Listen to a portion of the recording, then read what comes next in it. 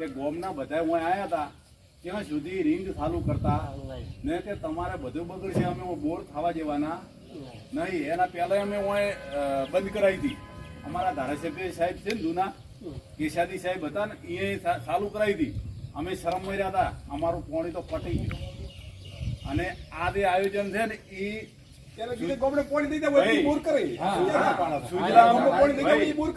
સુજલામ સુફલામ આધારિત છે.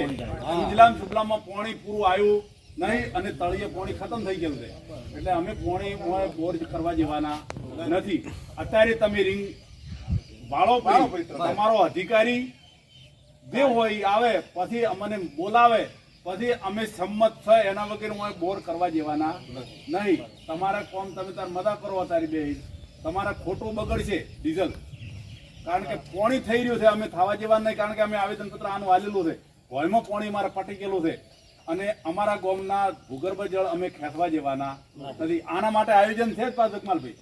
શેઠ શિવરીથી પાઇપલાઇન છે, પાઇપલાઇન હળીજી પણ સરકારની યોજના હતી હળીજી, પણ આ અધિકારીઓએ પાણી અમને ઈ પાઇપમાં આલ્યું નહીં. હવે બીજી કરોડના ખર્ચે પાઇપલાઇન નોખે છે. એટલે અમે હવે ભયમાંથી પાણી કાઢવા જેવાના નહીં. એટલે તમે રિંગ હવે તરત વાળો પડી. મારી વાત વાપરો. હા, કાલે તમે સવારે આવો બરોબર, કાલે સાહેબો આવશે બસ અને અમારા શિક્ષણ બોલાવી ગયા પછી નિકાલી નો બધો અમારા કોઈ નિસ્બત નહીં. તમે કે ભાઈ અમને બોર્ડ નો પાડ્યો ના, તો તમારો કોન્ટ્રાક્ટ કરશે સાહેબ પણ સાહેબ હમણાં ઉતરી પડશે. સરકારે કીધું છે કે ભયમાં પાણી થઈ રહ્યું છે. જો આ લોકો અમારે 1000 ફૂટનું ફોડું પાડેલું છે, આ લોકો 15 ફૂટનું ફોડું પાડશે. અમારા ગામમાં આખા ગામમાં બોર બનાવવા પડશે. એટલે અમે આ બોર થવા જેવાના અહીં બીજા બોર ફેલજેલા છે. એટલે હવે અમે ઊંડું ફોડું પાડવા જેવાના જ નથી. એને નર્મદા કેનાલનું આયોજન કરેલ છે, એમાંથી પાણી લાવે. સ્પષ્ટ વાત છે. તમે ખોટો મથવાનું બંધ રાખજો. ભાગાભાઈ, આપણા ગામમાં બોર બનતો હતો.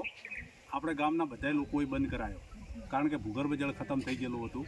એટલે હવે અધિકારીઓ પોઝિટિવ રહ્યા છે આપણા ગામ માટે અને એમની વાતમાં આપણે સંમત થઈ અને આપણને અધિકારી સાહેબશ્રીએ કીધું છે કે 6 મહિનાની અંદર તમારે નર્મદાનું પાણી આપવાનું છે અને તમારા તમામ બોર બંધ કરવામાં, એટલે પાણી પુરવઠાના તમામ બોર બંધ કરવામાં આવે છે. જો અમે બંધ ના કરો તો તમે ગામના લોકો સાથે રહી અને આ બોર બંધ કરી નાખશો એવો આપણને લેખિતમાં બાંયધરી આપેલી છે.